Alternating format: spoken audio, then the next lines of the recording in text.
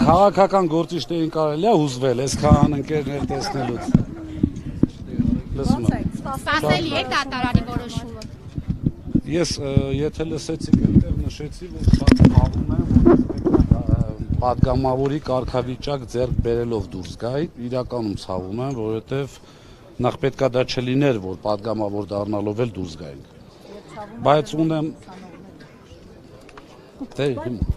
Բայց ունեմ չեմ անում, չգիտեմ, չթիրախավոր ենք, ես դրա համար ասեցի, ինքը չի երազում, որ ես նստեմ, դա պատվեր է, որ իրանք չառարկեցին էլ։ Բայց ես ունեմ համոզմունք, որ ընտրությունների միջոցով այսպես շատ արագ միգուցե թվում է թե չստացվեց կամ իրավական առումով չստացվեց, բայց համոզված եմ, որ մենք ունենալու ենք երկիր մեր ղեկավարի պարոն Կարապետյանի, Սամվել Կարապետյանի առաջնորդությամբ, որ այսպիսի տեսարաններ էլ չտեսնենք։ Ազատազրկված մարդիկ քաղաքական պատճառներով, չգիտեմ, այս դատախազների այդ վիճակում բանա խոսում նայում ես աչքերի մեջ, ախր դա իրավագիտություն չի, ես էլ եմ այդտեղ սովորել, էլի։ Այնպես որ ունեմ համոզմունք, որ շատ արագ եւ խիստ անհրաժեշտ է եւ պետք է բրծնենք սրանց։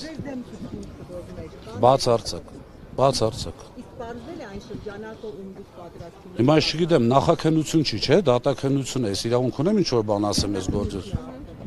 Դե դուք կլսեք, էլի, մենք ասպանդեցինք, որ բաց լինի, կտեսնեք։ Այսինքն կա այդ շրջանակը, ում Չէ, պարզվել են, որ դուք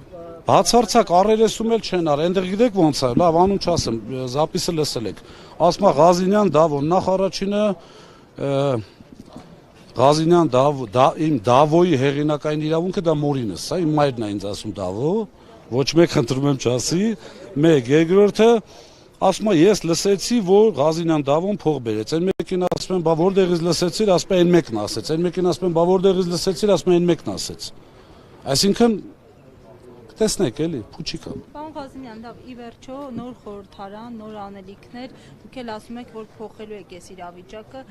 ինչպես եք հնարավոր համարում այս փոփոխությունները, երբ Փաշինյանը շարունակում է մեկուսացնել ընդդիմադիր առաջնորդներին, տեսնում եք Ծառուկյանի հետ ինչ է անում, հեցի ճանապարհով արարած ցեմենտն է գնում եւ այլն եւ ասում են, որ ներդրումների տնտեսական առհասարակ կառուցվածքն են փոխում Հայաստանում արտաքին քաղաքականության միջամտությամբ նաեւ։ Այս պարագայում ինչ կարող եք անել դուք եւ ձեր խորհրդարանը նոր։ Մի բառով ասեմ, ոնց որ դիտավորյալ թշնամություն անեն այս երկրի նկատմամբ,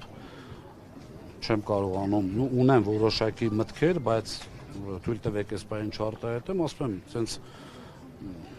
շատ ուղղակի դիտավորությամբ, ոնց որ ասում թշնամություն անեն այս երկրի նկատմամբ եւ մեր ուժի, մեր առաջնորդի ունեցվածքի նկատմամբ տեսակ, չնայած իր այսպես ասած ոչ եթերային վեճը չէր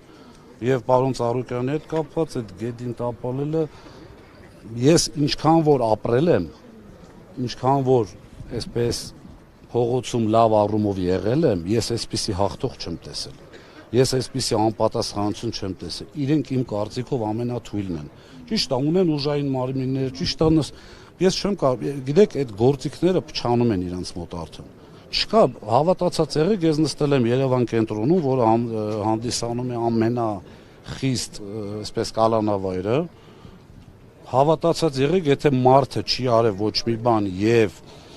համոզված է իր գաղափարների մեջ անդավաճան լինելու մեջ շատ հեշտ է։ Հավատացած եղեք։ Պարոն Ղազինյան, սպասում է, որ դատախազը միջնորդությամբ հաստատ դիմելու է ազգային ժողով։ Թող դիմի, մի քիչ դուրս է կլնենք, էլի գնանք, ասված չանի իհարկե, բայց որ գնացինք,